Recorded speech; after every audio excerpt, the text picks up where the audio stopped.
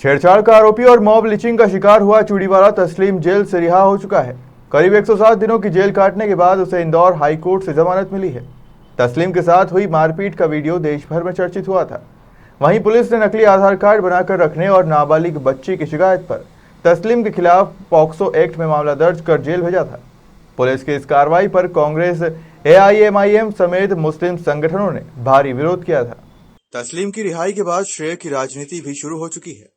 इंदौर में अपनी पैठ जमा रही ओवैसी की पार्टी AIMIM के पदाधिकारियों का कहना है कि उन्होंने तस्लीम की बहुत मदद की है। रिहाई के लिए बड़े वकीलों को हायर किया था। AIMIM के प्रयास की वजह से तस्लीम की रिहाई हो सकी है। AIMIM ने इस मामले में सियासत नहीं की है।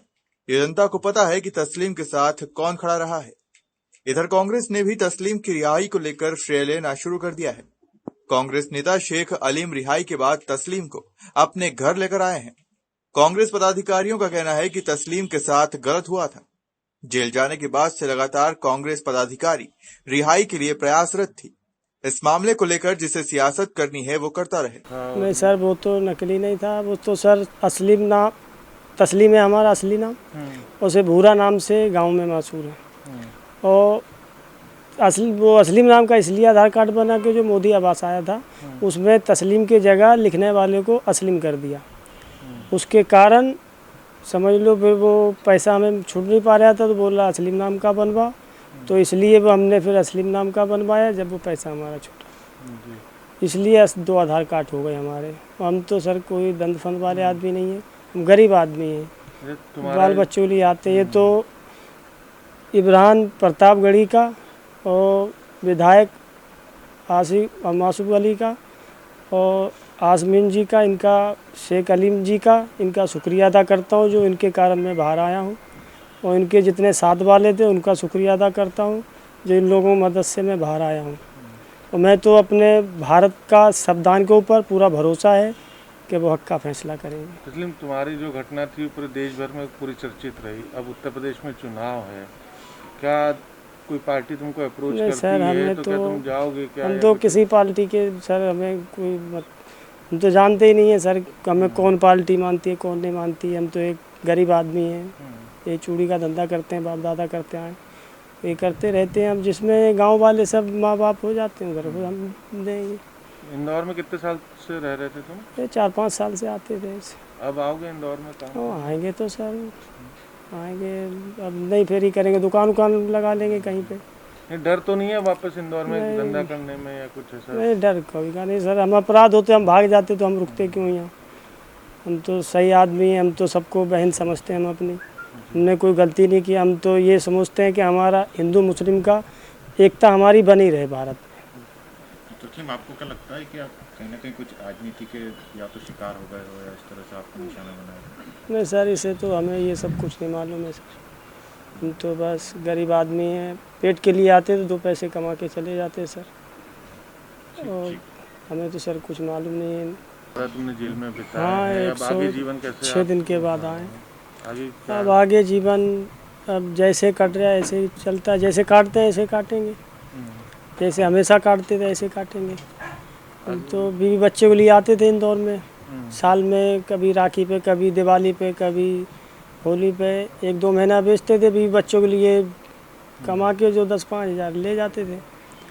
और हम तो सबको पूरे इंदौर में अपनी माँ बहन समझता हूँ। मुझे तो अगर अपराधी में होता तो भाग जाता, मैं क्यों कानून पे विश्वास कर, मैं कानून पे विश्वास है मुझे।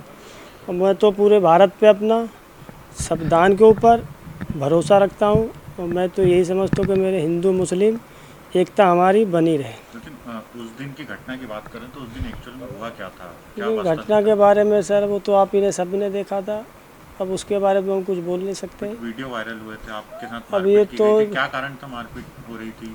अब मारपीट कारण यही मारा पीटा, पैसे छीन के ले गए, हमें छोड़ दिया।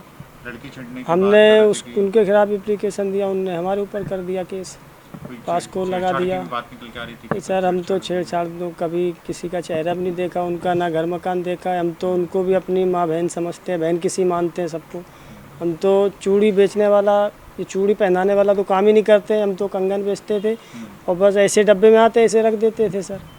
और हम तो दुकान ही लगा के ज़्यादा बेचते थे, वो तो अचानक में समझ लो चले गए थे उस मोहल्ले में, तो हमें मालूम नहीं था कि हमारे साथ ऐसी घटना होगी सर। हम तो पूरे इंदौर में सबको हम माँ बहन समझते हैं परिवार सर। में कौन कौन है आपके? परिवार में माँ पिता बहन हैं, भाई हैं, बीवी बच्चे हैं। तस्लीम, तुम्हारा आधार कार्ड को लेकर भी था कि तुमने आधार कार्ड नकली बनवाया, उसमें नाम कुछ और था, इतने समय तक जेल में रहा, किस तरीके से आप लोगों के द्वारा मदद की गई? तस्लीम चूड़ीवाले का जब केस हुआ तो हमने उस केस की पूरी स्टडी करी, तब हमें पता चला कि पूरी तरह से निर्दोष है। क्योंकि पहली बार ऐसा हुआ कि कोई आरोपी जो एक व्यक्ति को मारकर अपना वीडियो बनाता है और वीडियो वायरल करता है, बाद में जब उसके खिलाफ एफआईआर होती है तो 2 दिन बाद उसकी नाबालिग बच्ची से एक जो खुद फरियादी है उस पर एफआईआर होती है। हमारा शहर बड़ा ही गंगा जमनी तहजीब का शहर है, यहाँ पर हिंदू मुस्लिम बड़ी ही एकता से रहते हैं। तो हमारे राष्ट्रीय अध्यक्ष इमरान प्रताप गढ़ी जी अल्पसंख्यक के हैं, उनका मुझे फ़ोन आया कि अलीम इस पूरे केस को देखो और तस्लीम की न्याय की लड़ाई लड़ो। इस लड़ाई में हमारे साथ भोपाल के विधायक आरिफ मसूद जी भी थे। फिर हमने दिल्ली के हमारे दोस्त एहतिशाम हाशमी जी को भी बुलवाया और लगातार मैं, एहतिशाम हाशमी, हमारे दीपक बुंदेला जी, ज्वलन सिंह, इम्तियाज़ मंसूरी, हमारे जो एडवोकेट, हमने लगातार 10 तारीखें अटेंड करी इसकी हाई कोर्ट में। लगातार तारीखें बढ़ती रही और न्याय को एक दिन जीत मिलना ही होता है, क्योंकि तस्लीम निरपराध था और सभी की दुआएं उसके साथ में शहर के भी जितने भी अमन पसंद लोग थे वो चाहते थे कि एक जो व्यक्ति हमारे शहर में व्यापार करने आया उसको गलत तरीके से, जो 1% लोग गलत हर समाज में होते हैं, उसमें उसी टाइप के लोगों ने उसको गलत तरीके व्यवहार करके उसको फंसाया। तो अंत में हम उच्च न्यायालय जी में जस्टिस सुजय पाल जी ने इसको 50,000 रुपये की ज़मानत दी। हमने ज़मानत भी इसकी भरवाई, कल जेल से रिहा करा, तो अभी हम इसको शांतिपूर्ण तरीके से लाएं। अब हमारा ये है कि ये अपने घर जाए और बाद में जो हमारे देश का कानून है उसके हिसाब से हम कोर्ट में इसके केस को लड़ेंगे, उसको निरपराध घोषित कराएंगे। जी शेख अलीम जी, इसमें मजलिस की तरफ से भी काफ़ी सपोर्ट किया गया था। एक ऑडियो भी वायरल हुआ है एहतिशाम कुरैशी जी से बात करते हुए, जिसमें ओवैसी भी बात कर रहे हैं कि मजलिस तस्लीम की पूरी मदद की जाए। तो क्या श्रेय की राजनीति भी चल रही है? नहीं, इसमें बिल्कुल कोई श्रेय की राजनीति नहीं, और भी लोग जुड़ के इसमें काम कर सकते हैं, मदद कर सकते हैं। उसमें हम किसी से कोई कंट्रोवर्सी भी नहीं रखना चाहेंगे कि किसने और क्या मदद करी और क्या नहीं करी। हज़ारों लोगों ने दुआ करी और कई लोगों ने मदद करी, और ये तस्लीम खुद आपको अच्छी तरह से बताएगा कि इसको जेल में मिलने कौन आता था, आज कल इसकी कोर्ट में ज़मानत किसने दी, कोर्ट में इसके लिए कौन खड़ा लगा, ये पूरे शहर ने देखा है। और वो भी सब अपने ही हैं और सब मिलकर करें तो निरपराध बचता है। नहीं, लेकिन इसमें मतलब ओवैसी और कांग्रेस का भी कोई फैक्टर था क्या?